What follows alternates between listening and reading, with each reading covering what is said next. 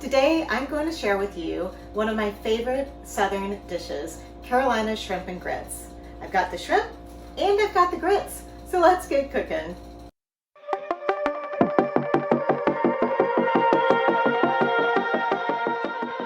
Hey y'all, it's Christy on the Crystal Coast, and I'm so excited to share with you guys today one of my favorite dishes to make, Carolina shrimp and grits. Now, if this is your first time to my channel and you'd like more information about living on the coast or real estate in coastal Carolina, make sure to hit that subscribe button below, and that way you'll get notified every time I drop a new video. Now let's get back to our shrimp and grits. Now to begin with, I am using local ingredients like these stone ground grits that come from outside of Smithfield, North Carolina. And of course, I have our own local shrimp. They're called green tails, although I'm lazy, so I buy them already peeled and deveined, so I don't have to do that extra work. But these delicious sweet shrimp come up the Gulf Stream, and it's something that the coast of North Carolina is very famous for. And of course, we'll be using these in our recipe today. I'm going to have the recipe linked in the description below for you. Now let's get started. So the first thing that we're going to do is we need to boil 4 cups of water. Now, I've already put 2 cups of water in our pot for the grits. I will tell you that it is important to use a tall pot when you are cooking grits because they get a little bubbly and the bubbles can pop and actually burn you, kind of like when you're cooking bacon. So make sure you use a tall pot when you're cooking your grits. The first thing I'm going to do is boil this water up, and then we're going to put a 1/4 cup of butter into the water that we're going to be cooking the grits in. We are also going to put a teaspoon of salt in with the water and butter to bring to a boil before we add the grits. While we are waiting for the water to boil and the grits to cook, we are going to mix up the eggs and half that we are going to add to the mixture later. So I've got 3 eggs, and I've got 3/4 cup of half and half.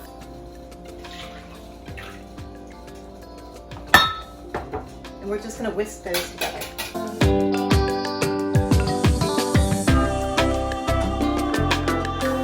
And we'll just set this aside while we are waiting for the grits to cook. Before I got started, I did go ahead and cook up this bacon that we're going to use to top the dish. Once the water, butter, and salt are boiling, you add the grits to the boiling water, and then you turn the heat down to a medium-low, and you stir pretty constantly to make sure that the grits don't stick to the bottom of the pan. And then you're going to let them cook until they thicken up about 10 to 15 minutes. I'm so lucky to have a fantastic seafood market right around the corner from my house where I can pick up these delicious shrimp fresh out of the ocean on a daily basis. And they will peel and devein them for you too, so you don't have to do the hard work. Because when it comes to peeling shrimp, I'm kind of a little lazy. Okay, you guys, our grits are done cooking. Basically, you want to cook them until they are about the consistency of a cake batter. So if you can see that, it's kind of about the consistency of a yellow cake batter. So that's what you want to get them to, and it takes about probably 15-ish minutes to get there. And now we are going to add another 1/4 cup of butter. I've chopped it into little pieces so it'll melt quicker. And we're going to add 2 cups of shredded cheddar cheese. And I'm using the Tillamook shredded cheddar cheese today, you know, as a homage to my time in Portland. We're just going to stir that up and let the butter and cheese melt into the grits.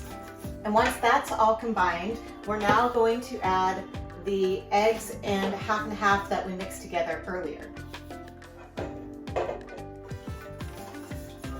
And we're just going to stir that until it's all combined. Using a whisk really is the easiest way to get this all stirred together. And yes, there is a lot of cheese and butter in this dish. Did I mention it's a southern dish? Okay, that's looking good. Before I got started, I did preheat the oven to 350. So now we are just going to pour the grits into a greased pan so that we can put it in the oven to bake.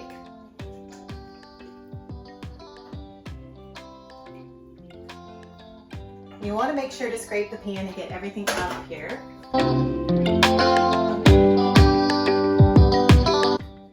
And now we're going to stick this in the oven for about 30 minutes.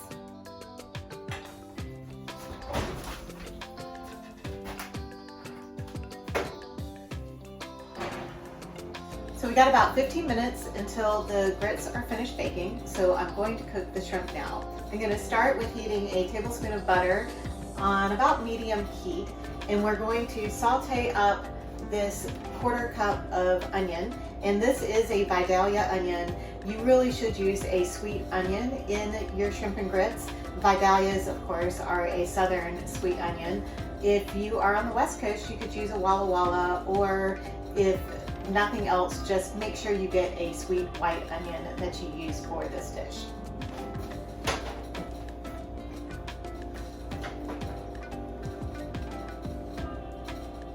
You want to saute up your onions until they get nice and translucent, probably about 3 to 5 minutes depending on how finely you chopped your onion up. So these look about done, and I'm going to add my Italian herbs, and I'm going to add Tony's Creole seasoning, one of my favorites. You need about 1.5 teaspoons, and I'm just going to kind of eyeball it. We're going to sprinkle that in.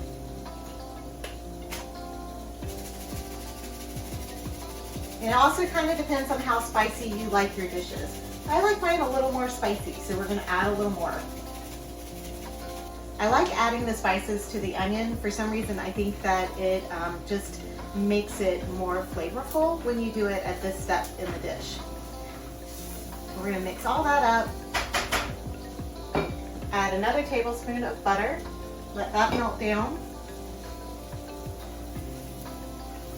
And the idea here is that you sort of want this to create a roux before you add your shrimp to it.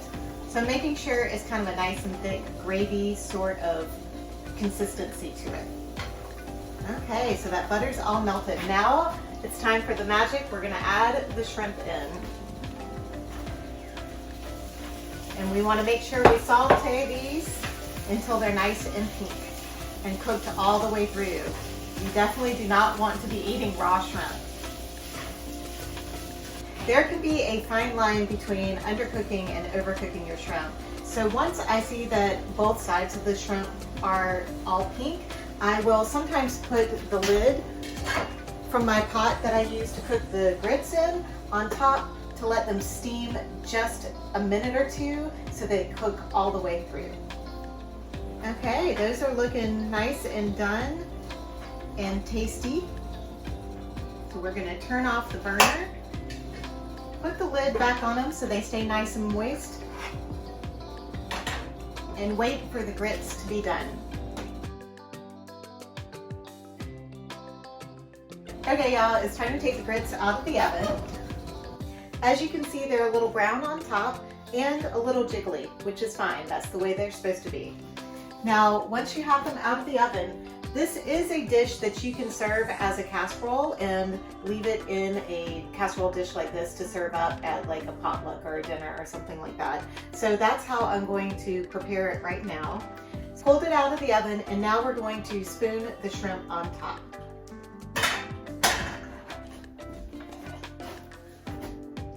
We would just sprinkle the shrimp kind of across the top of the grits, like so. And this is a pound of shrimp, by the way. I just try to make sure that the shrimp are evenly spread around the casserole so that nobody gets gypped and doesn't have a shrimp to eat. Whoops. And there's a little, as you can see, a little bit of the sauce that is left over.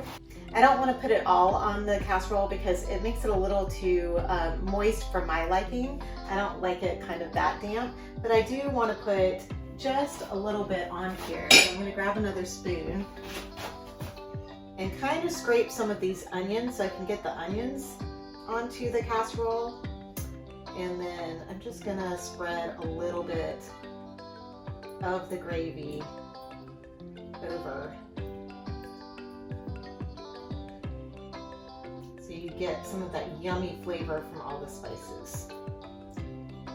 Now for the final little razzle dazzle for the shrimp and grits. So now I've got this pound of bacon that I cooked up and chopped up earlier. I mean, aside from the couple of pieces I might have had while I was cooking it. And I'm going to sprinkle this on top of the shrimp. I mean, how can you go wrong with butter, cheese, and bacon in a casserole? There we go, all sprinkled on top. And then I chopped up a little bit of parsley just to give it some color, and I'm going to sprinkle that on top as well. And there you have it, old school shrimp and grits, my favorite. Now, like I said, you can serve it up like this, just like a casserole, and everybody can have their own little portion. Or you can dish it up individually and serve it as an entree. Theoretically, the original recipe said that this made 4 servings, but in my opinion, this is a lot more than 4 servings. I think this is probably closer to 8 servings. So it's perfect for like a dinner party, add a side salad and a fun little dessert, and you've got a winner, in my opinion, anyway. Let me know what's your favorite dish to cook for a dinner party. I'm always looking for new ideas. I hope you've enjoyed learning how to make shrimp and grits today. If you did, make sure to hit that like button and share this with other friends who might enjoy it as well. Have a great day, and I look forward to seeing you in the next video.